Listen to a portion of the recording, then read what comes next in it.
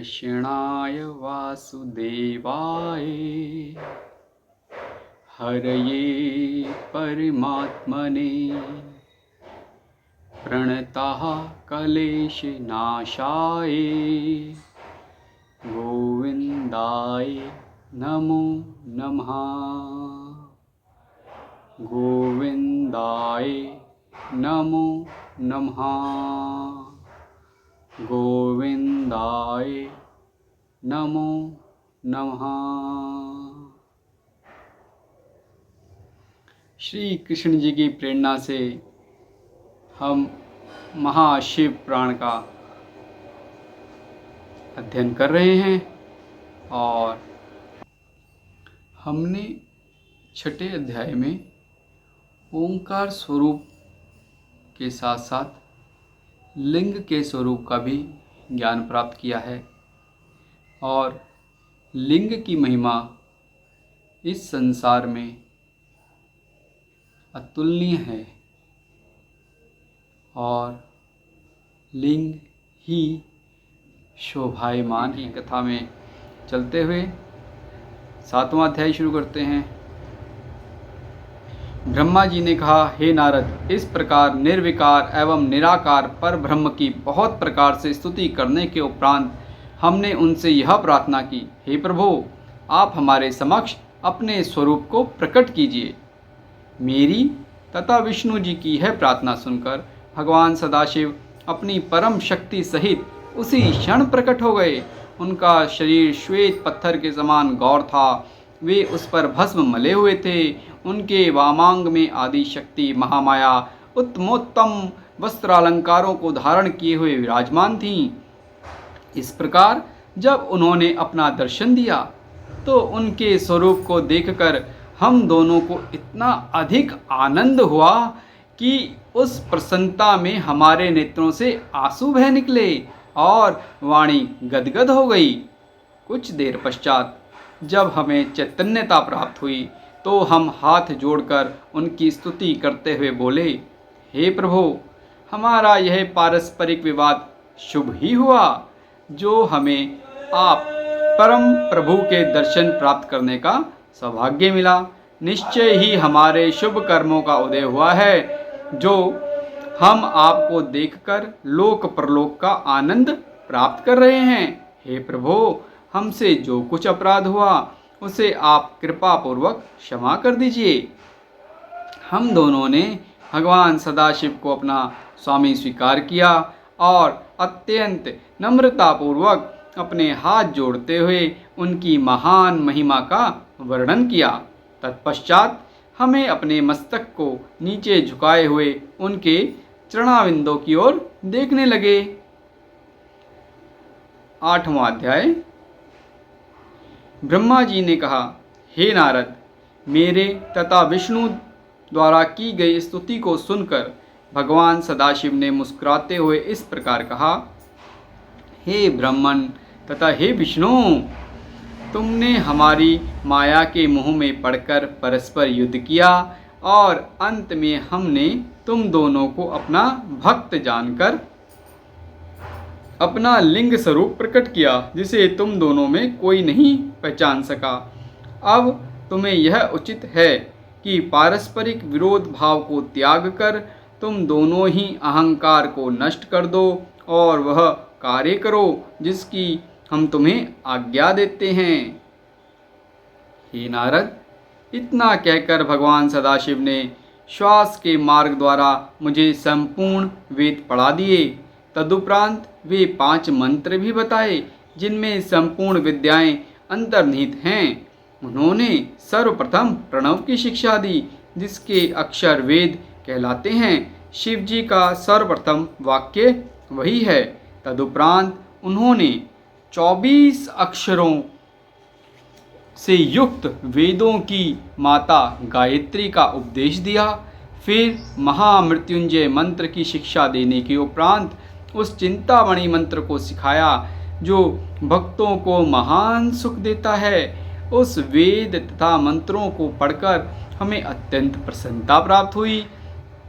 उस समय मैं तथा विष्णु जी कृतज्ञता भरी दृष्टि से उन महेश्वर भगवान की ओर देखने लगे और दर्शन के उस आनंद में आचूर्ण निमग्न हो गए। उन परम प्रभु के दर्शन से हमें जो सुख प्राप्त हुआ उसका वर्णन किसी भी प्रकार नहीं किया जा सकता।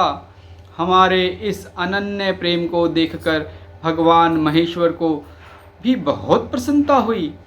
तब उन्होंने मुझसे यह कहा, हे ब्रह्मा, तुम धन्य हो जो तुम्हें मेरी कृपा से संपूर्ण सृष्टि का स्वामी होने का सौभाग्य प्राप्त हुआ है।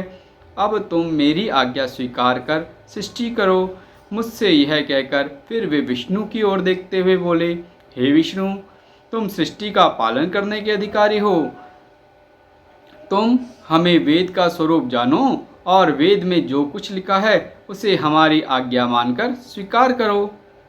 हे नारद, भगवान त्रिशूलपाणि की आज्ञा सुनकर हम दोनों ने उनसे प्रार्थना करते हुए कहा, हे प्रभो, हमें आपकी आज्ञा स्वीकार है, परंतु हम यह चाहते हैं कि आप स्वयं भी कोई अवतार ग्रहण कर हमारी सहायता करते रहें। तीनों लोकों का पालन करने के पश्चात अंत अर्थात प्रलय का अधिकार आप अपने पास रखें। हमारा यही मनोरथ है। इतना कहकर हम दोनों मौन हो गए।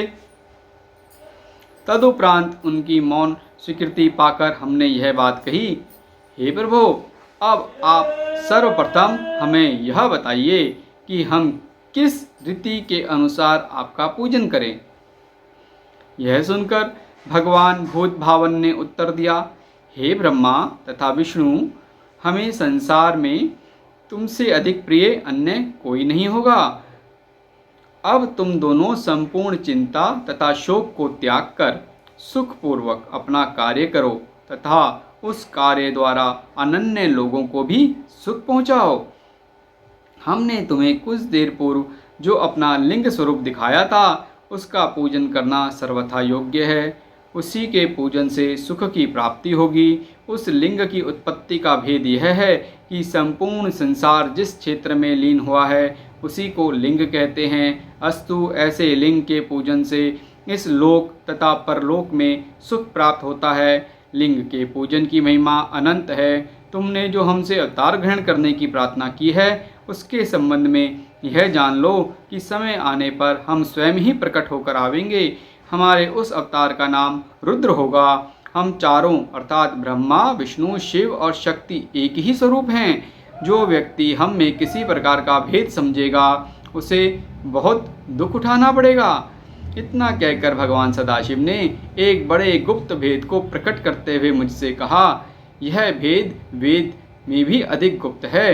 अर्थात हम सगुण रूप में शिव और शक्ति दो नामों से प्रकट होते हैं तथा तीनों गुणों द्वारा ब्रह्मा, विष्णु एवं शिव नामक देवताओं के रूप में अलग अलग प्रकट होते हैं।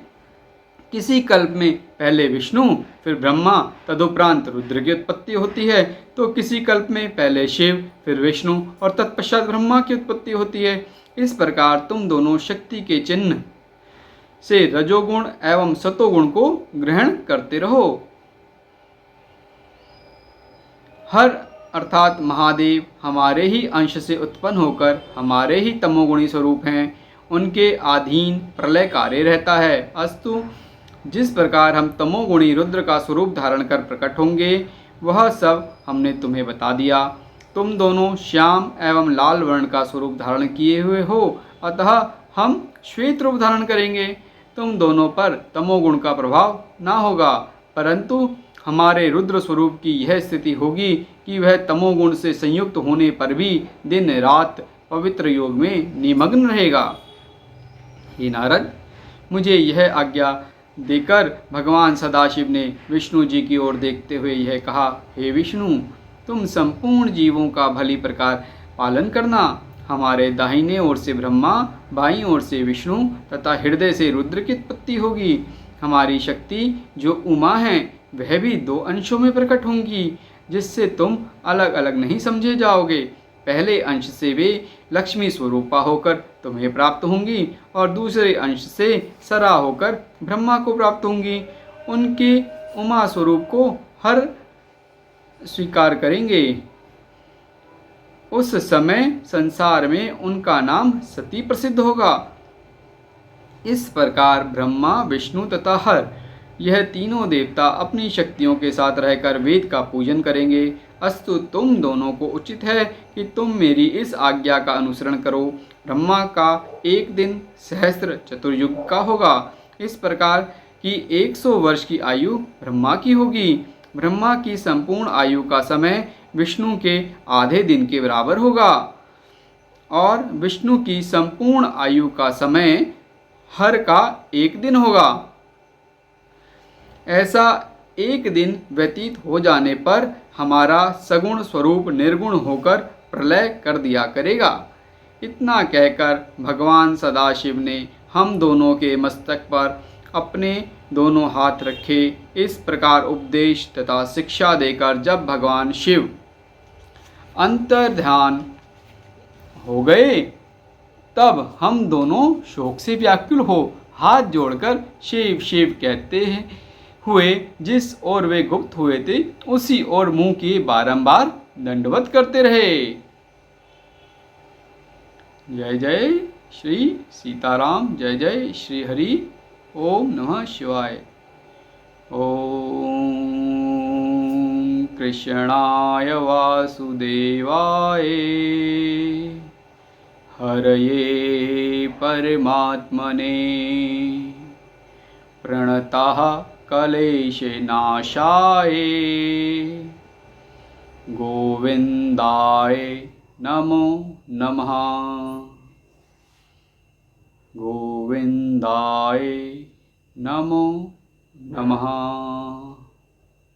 गोविन्दाय नमो नमः।